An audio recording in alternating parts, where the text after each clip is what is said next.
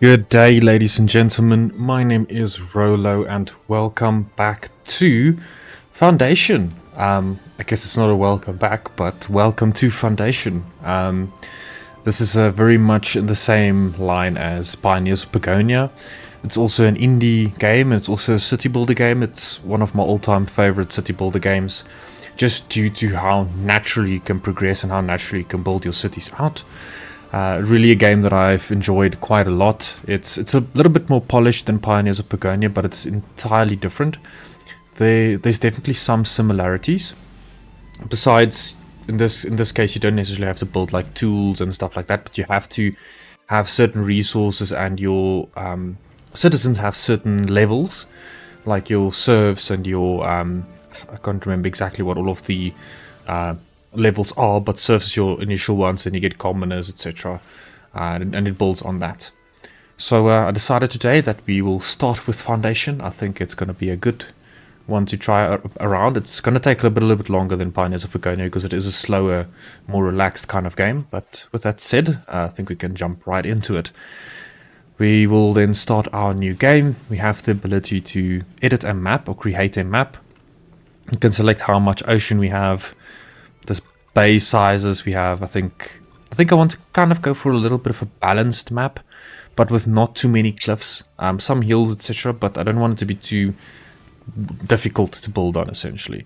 So I think we can have a little bit of cliffs, some islands. I think that would be cool. There is some predefined maps, I do think. That's from the original game, but they built this random generator in. We can have coastals, fluvial, or we can have hills. I think fluvial might be a good one to have, like a river running through. Gonna reduce our cliffs, don't want too many slopes. Some hills. Let's see. Yeah, the river can be a little bit larger.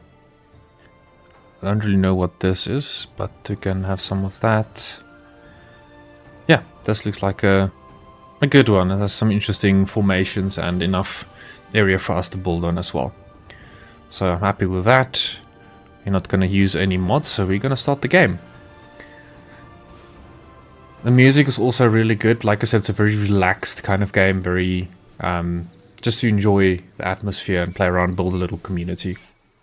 A new beginning. After a long journey throughout the realm, your people finally reached new lands. Your lands, territories, you were asked to settle for reasons of your own. Your villagers await your command, and they are eager to advise your first steps if you require so. I don't need too much advice. I've played this game quite a decent amount, so I will guide through as I build. Right, so we want to find a decent starting area, so specifically one that has multiple food resources. So for this case, we'll have fish, and we have our berries, and we have some rocks over here. So we're going to start over here. It should be a very good starting location. So with this game, you will periodically get people joining your village. You don't have people being created within the village itself. So you'll have your centralized hubs. I think I'm going to put it here within the open, so we have some area to work with. So I think it's every few weeks or months, depending on how the game works, you will get new people, and they will form part of your little settlement. A very interesting part, I don't want to scroll into the ground, thank you. A very interesting and nice thing about this game is that you have some interesting ways on how your areas are zoned. You basically use a paintbrush to zone it, and the game will automatically then build wherever you zone that area. So the first one will be some general housing, so I don't want to put it too far from the starting area, so we will build some housing area. And you will also have the option to have extraction zones. So for all of your rocks and your berries, you'll need to define these extraction zones. I have made the mistake where I did not do that, and it did not really go as planned. And we can also probably define a little area that we're going to cut wood. So we also need to define a area for that. And we also have reforestation, so that we Don't run out of wood. It would be a bit annoying if you run out of wood. Right, so we've defined some of our extraction areas. We do have forbidden land where nobody will walk there. If you want to probably do some interesting buildings with that. And you can already see that they are starting to build some buildings over here, but they won't progress in it because we need to build a builder's hut first. So let's build a builder's hut here on the end. Doesn't really matter exactly where you put it. The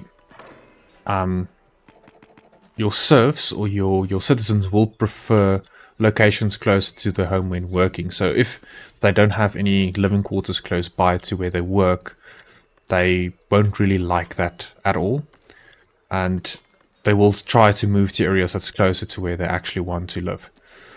So some of the basic resources that they do need will be berries or some food source. So if you just open up, they'll need water. They need 2 types of food, housing and service. So like a church. So we'll start with just putting a little water source close by. And right on cue, we can see that this is how new serfs will join. They will move into your city from outside, and then you can add them accordingly. There will be a balancing act. You don't necessarily want to add a bunch of serfs directly because you can run out of food and then they will leave. And this will count for everyone. So if you don't have the resources, they will leave and some jobs will then be unoccupied. And it'll be very, very difficult to recuperate what you've lost.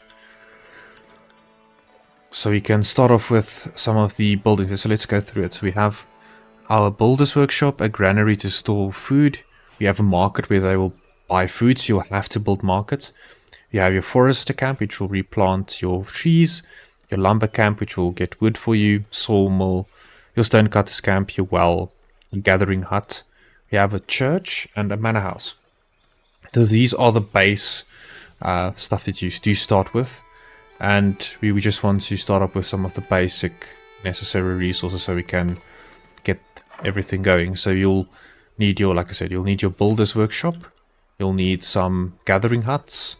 You will need a stonecutter's camp, and you will need a lumber camp. Those are the very important core starting materials. You can see that wood is one of the more important ones that they use to build their homes with. We also have the ability for more advanced ones, like your sawmills and your stonecutter's camp. That's just to process the other resources. So let's put some of them here so that we can also have the ability to... That's a stonecutter's camp. I need the... not the stonecutter's camp. There's one that you'll get to make polished stone. I don't think we've unlocked it yet. Apologies for that. Another building that you want to start with is your... let me get the name for it. Your manor house. So the manor house is also very important, as this will... Some external people will come in and make use of the manor house. And this is a way to also select mandates. And the mandates will be to either get some tax or to go and look for additional resources like iron and stuff in some of the mountains. I'll see if I can find one. And this is where the manor house and your bailiff that you assign to the manor house will make useful. So we'll first start off with a great hall. So this will be your main entry point. So with banished, with foundation, it's really cool and how you can actually build your buildings. You can extend them everywhere you like to go up and down as high as possible. It does increase spacing and what you can do with that building. I don't think it's that important for a manor house, especially for the starting entry point. If you want to have like a storage little area, that's where it becomes a little bit more important. So I'll set the point where your visitors will go to and you can interact with them. And you do need an entry point for all of your buildings. So your churches, your manor house, all of that will need an entry point. So we have our great hall. We can then add a treasury. So treasuries, it does make a difference. So we'll see if we add it here at the back. Let's rather turn it like that. You can see that it expands treasury capacity by 150. So if you increase the building size, you can see it does increase in total value that we can store there. And you can edit it afterwards, so it's not a fixed thing. So yeah, then you can just make it look a little bit nicer, all that. And once you're happy, you can just click build. And it will start building that section. I do believe only the one part of it is set to build. There we go. So now we can build our manor house, and we also need a church. So I think around here should be a good spot, since I think the actual housing I can spread around here to the back. But a market is also a very important thing that we will need so that they can buy food. So again, everything is customizable. You can add as many markets for each market section. So let's add 3, and you can also then add some tents if you want to, but I'm going to add some few tents and let them build it. You can also prioritize it. So again, the same as Pioneers of Pagonia, you can prioritize a certain building to be built, and that will then properly allow them to focus on that. We do, however, see that nothing is really happening, so we do need to assign workers to these different locations.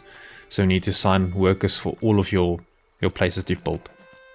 That's only one thing that's a little bit, I can say a little bit annoying, but it's part of the game. It's part of what you need to actually grow your settlement. So I do believe that my bases should be covered now. I think everything else should be in order now, so we just need to wait for it to start. And I'm gonna put a granary here for some food. So I think I'm gonna build 2 for now, since we will catch some fish later on, and we will need to have the fish ready for that. So a few important things that the game has. It obviously has visibility for different filters. So you can then mark your different zoning areas, your minerals, your fertility areas, your undesirable neighborhoods, your beautification. And this is the one thing that Pioneers of Pagonia does not have. You can't make your city look beautiful. And also your construction PV. So there's a lot of cool stuff that you can add. You can also remove your territory boundaries if you so please. Then you have a book. So this is where it becomes a little bit more complicated. There's quite a few things that you can take note of here. You can see the status, their name, the job that they're currently at. They do have a level, and I do believe they become more proficient the higher their level is, and I think it maxes out at level 5, and how happy they are, so how good their needs are fulfilled. And at the moment it's not really high, but it will be soon after I build the market. And let me prioritize this as well for the well, because we do need the well first. We do have your different buildings, and you can see which buildings have workplaces, which are in construction. All that is very cool. We also have trade routes. So the trade routes we do unlock later on, and then you can play around with it. It's just a trade route that you open by giving them the different resources that you require. And once you have that, you can see what you can buy and sell to them for different prices. And trading is very important to actually have a successful economy, because one of the only ways you can get money and from getting taxes. But taxes isn't necessarily always the best way, because the higher your taxes are, the more unhappy they are. You also see a list of all of your resources, and I think if you favorite them, oh, you can't favorite them. Yeah, if you favorite them, they do appear here at your main resources. So if you want to see and track certain resources, you can also set the minimum amount that they want to keep. So in this case, I want to keep at least, let's say, 50 berries. And once we unlock a trade route, we can say we can either sell until we have 50, or we can buy until we have 50, which is something really cool. You can also have a economy overview to see everything related to the economy, where you're losing money and yeah, not really doing too well at the moment. And then one of the larger parts is your progression. This is where you will get certain progression milestones from completing certain requests. We'll see there's a guy on a horse that comes in, or there's certain quests you can fulfill, and this will either give you some prosperity. This is how good your city does, and you can see there's different sections that do apply to your prosperity. But the points that you can get from your labor, your kingdom, and your clergy. So your labor is obviously related to your how far your labor is. If you have enough people working and happy citizens. Your kingdom is more towards how strong your military is. You can build a military and ensure that your military is strong enough. And clergy is more related to your church part of it. So how many churchgoers you have, how good your church satisfaction is, and you get a bunch of stuff to unlock. You also get these edicts and privileges. Edicts is just some bonuses that you get for certain criteria, I guess, and then for your privileges is just some privileges you get. I haven't used this too much. This will definitely be a new learning experience for me as well, because there's some of the new stuff that they've added that I haven't really played with. You can get your army and then your logs just to see what happened within your kingdom. So that's most of the boring stuff out of the way. And yeah, let's speed things just up a little bit so that we can build our well, because that's one thing that people are not too happy about, is that they don't have food and they don't have housing. So we also have to prioritize the market stalls. And I think we can... Okay, we don't have any people who do not have a job. So yeah, you can... And everybody has a name. You can follow them along. You can see where they live. You can see where they work. And like I said, it's very important to keep in mind that they do not want to live too far from their workplace. So in some cases, they will tell you how far they are from the job, and yeah, if they're too far, they are not happy, and I do believe it does affect the effectiveness of the building as well. Right, so you also want to build a small church, since that's one of their needs. So we'll just build the church here, give it an entrance, and you can also see that the floor turns green once everything is connected, and we will get more parts for the church as well as we progress. So for now, I'm just going to keep it as a very basic and very small church. I don't think we need to do anything fancy. And let's just build a bell tower for it. Yeah, very simple church. Don't have to do too much for that. And we will also need a warehouse, but I do believe that's something that we need to unlock. So yeah, this is the aspirations that we have. I don't really think it's... Don't know if we get too much of them. I just think it's some statuses or some things that you can track as part of a goal that we want to achieve. So let's just slow this down a little bit and see what we need for progression. So we need a secondary food source, so I'm going to select fishing. We do need warehouses because we do need to get tools, because tools is a very important thing as well in the beginning that you sometimes miss out on. Don't really focus too much on it, but you really need it for most of your building, for your buildings to work. We can, I think we can put a warehouse closer to the middle. Just rotate it, and then we can put a warehouse. It's just a storage location for different resources. So in this case, we're just waiting for the build. Oh, it's not like Pioneers Pagani where you can set that beforehand. And yeah, we need to assign some of the food that people need to use, but I'm gonna just put it all as berries because you don't have fish yet, so that the happiness can actually go up, because it's a little bit too low to my liking at the moment. So let's see what's new from the building's perspective. The fish huts.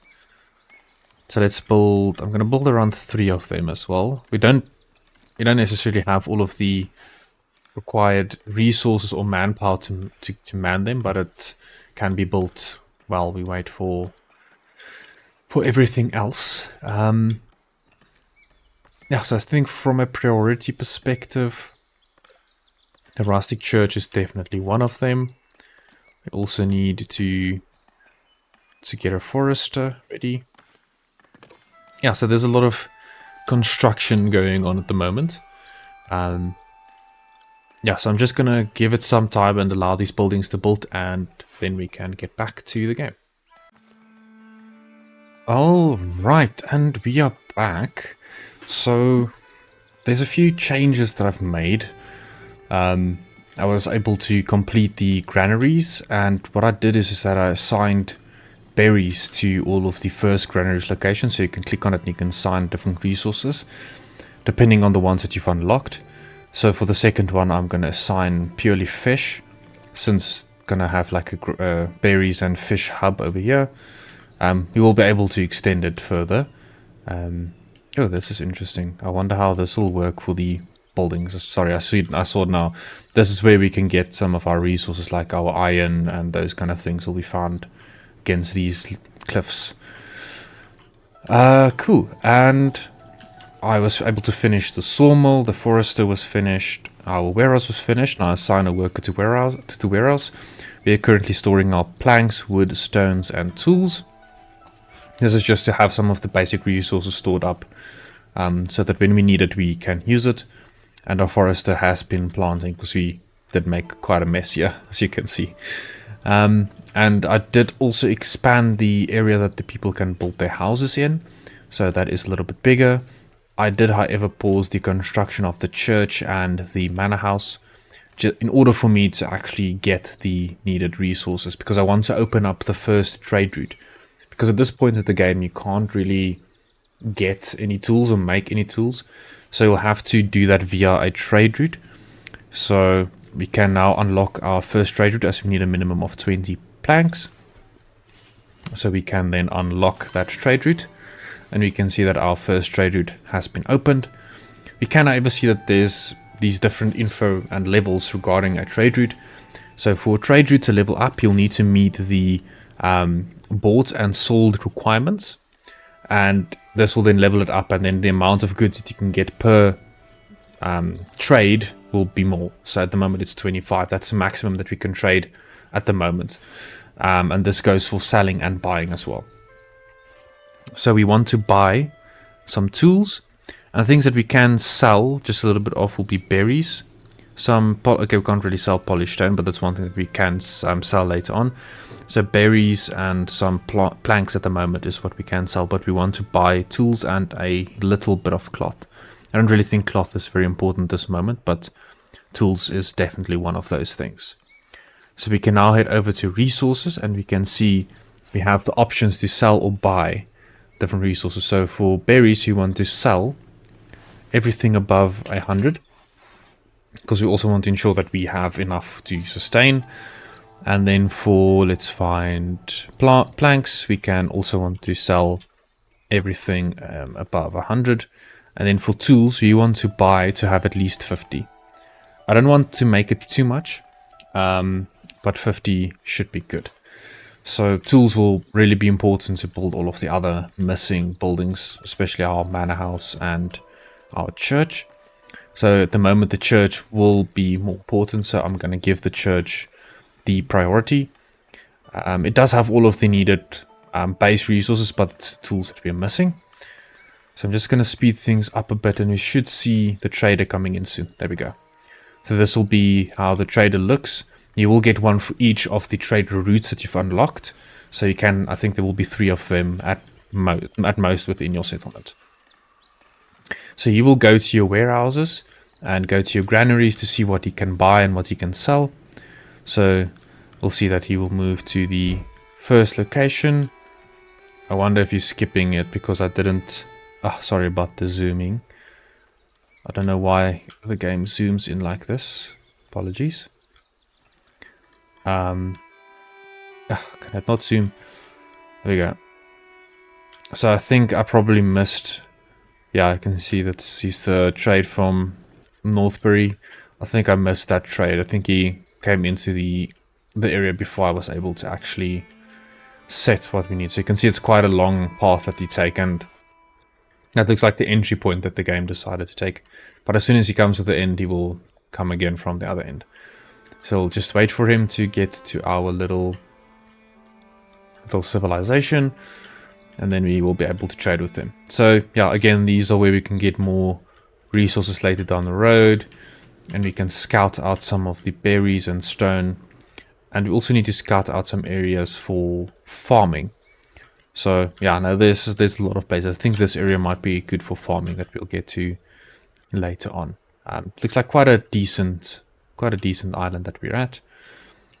So he should now go to our warehouse first. And once he's at the warehouse, we should be able to buy some tools. We're not going to sell any berries as of yet, but we should buy some tools from him now. I always wonder what his priority is for where he goes and first and where he goes second. Yeah, so no berries just yet. Let's see, can I assign more workers for the berries? I can indeed.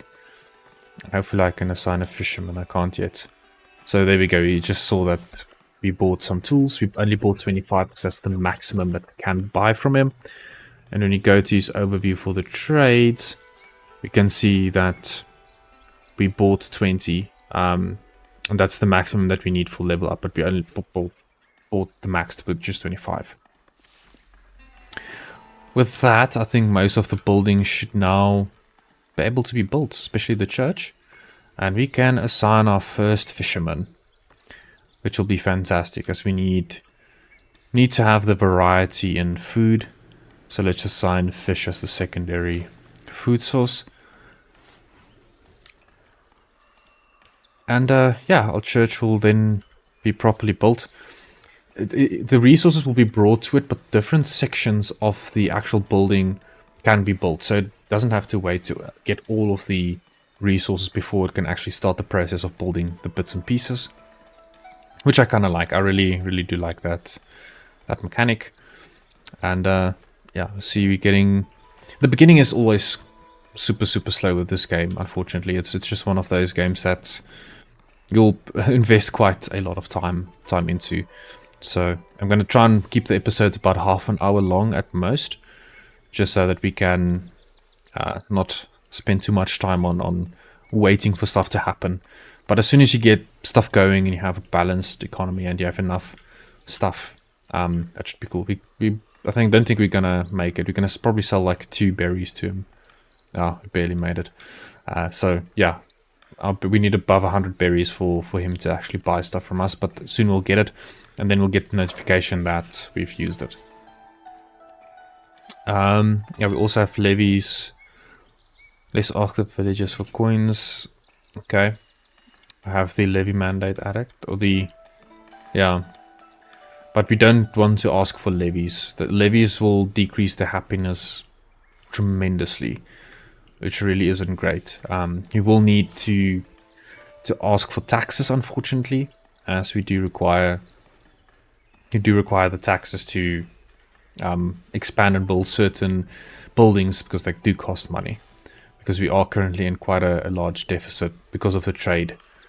We are buying quite a decent amount of stuff, which is okay. We do need it. We do need it to progress. So, like I said earlier, the actual start of the game is quite slow. There are, however, a few new things I think that we can get. Yeah, so from... I don't know, yeah, so from the labor, kingdom and clergy perspectives, we are able to select additional stuff like your monastery, which is a more advanced church, has more spaces, stone walls. There's a lot of other stuff that we'll get to later on. And with the kingdom, we can start building some military stuff and some splendid packages just to beautify your settlement. And then for the labor, yeah, just add some additional market stuff, build a hedge. Yeah, there's a lot of cool stuff that you can do to focus on certain parts, and later on you'll unlock quite some cool stuff like your great halls, your tavern kitchens, your smithing taxes, and these are all of your privileges that you can get. So these are the things that we'll get to later. Let's not miss the assignment of those 2 newcomers. We really do need them. I have an additional woodcutter camp. Since I like base wood is probably one of the most used resources, so it wouldn't hurt to have an additional one. I think our church just needs some planks, and yeah, then it should be able to build. As you can see, like 1 plank was delivered, and then they're waiting for a boulder. So each different resource will give it some progression to be completed. So yeah, I'll get back as soon as the church is finished, and then we'll sign off this episode. Alright, so the church is complete, and we will now see that the serfs will go into the church for their service needs, and this will really increase the happiness, and obviously it will increase the rate at which people immigrate to us. So at the moment it's set to average to high, so happiness, keeping that high is very important. And yeah, that's seems like we have a good start. You don't want to rush this game. If you rush the game trying to build too many things, trying to build too many stuff, that does become a bit problematic. And just as we said that we actually do get a quest So this is how your quest will look like.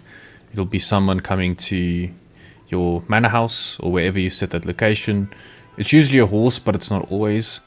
Yeah, so if we select it, you can see that Churches of Faith, words of your village. This first church have reached the clergy. They appreciate your dedication to the faith and thus hold you in high regard. And then we gain some influence. So that the influence points is really important. Some clergy influence. Come on, just want to get this thing to move out. I don't know why my mouse does this. Sorry. Yeah, so we've gained some clergy influence. And this will allow us to, it's supposed to be over here, clergy. Gain some clergy influences who do need some of the influence to buy certain things. So yeah, that's very important to try and focus on those quests, and you will get quite a few of them as you play through the game. But yeah, that will be it for the first episode. I really hope you enjoyed it. If you do like this kind of content, please like and subscribe. There was definitely more to come for Foundation. Also some Risk of Rain 2. Still going to focus on some of the other games that I do usually upload. And yeah, I hope you enjoyed this video, and I will see you in the next one. Cheers.